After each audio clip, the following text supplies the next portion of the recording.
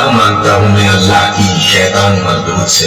बिस्मिल्लाहिर्रहमानिर्रहीम। शुरू अल्लाह के नाम लेकर जो बड़ा मेहरबान निहायत रहम वाला है। अस्सलाम वालेकुम वरहमतुल्लाहि वबरकातुहू। प्यारे दोस्तों और प्यारे भाइयों, वीडियो शुरू करने से पहले तमाम दोस्तों भाइयों से गुजारिश है कि हमारी दीनी वीडियो को लाइक और सब्सक्राइब ज़रूर करें और घंटी के आल के बटन को ज़रूर प्रेस करें ताकि हर नई आने वाली वीडियो, हमारी दीनी वीडियो आप तक पहुंच सके। तो अल्लाह पाक आपको, आपके माँ बाप, बहन भाई, भी बच्चे सदा सलामत रहें और अल्लाह पाक आपको नेक अमाल, नेक काम करने की तौफीक अता फरमाए दुनिया में जहाँ जहाँ आप अपनी ड्यूटियाँ सर अंजाम दे रहे हैं। नाज़रीन किराम, आज की हमारी वीडियो हदीस नंबर 49 मौजू है नेक बख्त बाप और बदबख्त औलाद का वाक़या। तफसीर इब्न कसीर जिल्द नंबर 5 से ये हदीस ली गई है।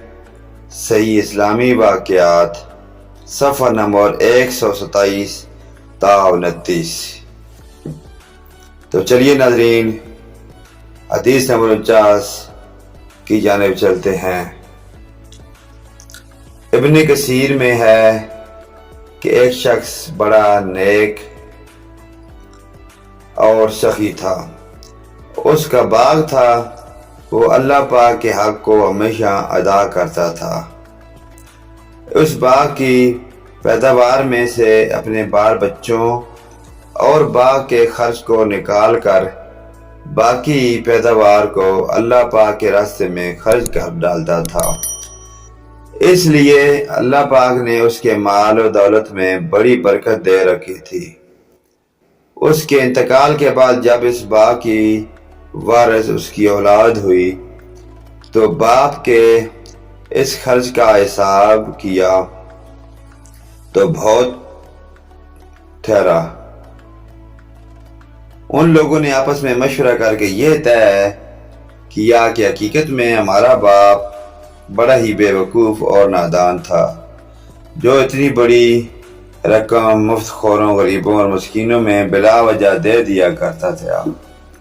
लिहाजा हम इन गरीब के हक को रोकें और उनको कुछ न दें तो हमारे पास बहुत माल जमा हो जाएगा और हम सब मालदार हो जाएंगे। जब ये मशवरे कर चुके और बाग के फल पक गए और खेती बाड़ी तैयार हो गई तो रात ही को उन लोगों ने कस्में खाई कि सुबह होने से पहले पहले रात के वक़्त चुल्लू और रात को फल तोड़ लाएंगे ताकि किसी को खबर ना होने पाए। चलते वक्त पिछली रात को एक दूसरे को जगाओ और चुपके चुपके दिए दबे पाँव चलो ताकि गरीबों को खबर ना होने पाए कि आज फल तोड़ने का दिन है, वरना अपने बाप के दस्तूर के मुताबिक मजबूरन कुछ न कुछ देना पड़ेगा। ये सब मंसूबे बनाकर कानाफूसी करते हुए बाग की तरफ चले। इधर उनके पहुंचते ही पहले इस बाग पर अल्लाह का अजाब आया और आग ने जला कर खाकस्तर कर दिया। वो वहाँ कोई दरख्त न रहा और न ही सरसब्ज लहलहाती खेतियां रही और न फल फूल रहे, सिवाय राह के जलते जलते ढेरों के सिवा कुछ न था। ऐसा मालूम होता था कि कभी यहाँ बाग था ही नहीं। जब ये लोग वहाँ पहुंचे और ये माजरा देखा तो हके बके होकर रह गए और हैरान और परेशान हुए। फिर आपस में कहने लगे कि हम रास्ता भूल गए। फिर निशानात वगैरह देख कर समझ गए और कहने लगे कि हमारी बदनीयती और बखीली के सबब ये बर्बाद कौन और बुरे नताइज निकले हैं। اپنی غلطی کا اعتراف کرتے ہیں اور ایک دوسرے کو ملامت کرتے ہیں۔ تو ناظرین کرام، حدیث نمبر 49، نیک بخت باپ اور بدبخت اولاد کا دل افروز واقعہ سنا کہ اللہ پاک کا دیا ہوا جو بھی رزق، مال و دولت اگر ہمارے پاس ہو تو ہمیں اس سے سبق یہ حاصل ہوتا ہے کہ ہمیں اس سے صدقہ خیرات نکالنا چاہیے اور اللہ پاک کی راہ میں خرچ کرنا چاہیے۔ باپ جو تھا وہ نیک تھا اور اولاد بدبخت،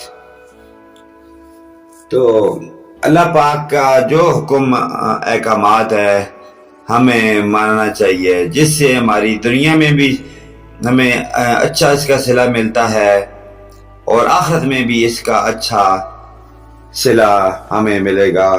دنیا میں جینے کے لیے ہر انسان کو چاہیے کہ اور یہ سمجھے کہ ہم کس مقصد کے لیے اس دنیا میں آئے ہیں، آخر ہمارا مقصد کیا ہے، کہ دنیا میں ہم پیپر حل اگر صحیح کریں گے تو اس کا اچھا صلہ پائیں گے، اور اگر حل صحیح نہیں کریں گے، اب مخلوق خدا سے پیار محبت نہیں کریں گے تو اس کا ہمیں برا بدلہ دیا جائے گا۔ اللہ پاک ہمیں نیک اعمال، نیک کام کرنے کی توفیق عطا فرمائے اور آخرت کی فکر کرنے کی توفیق عطا فرمائے۔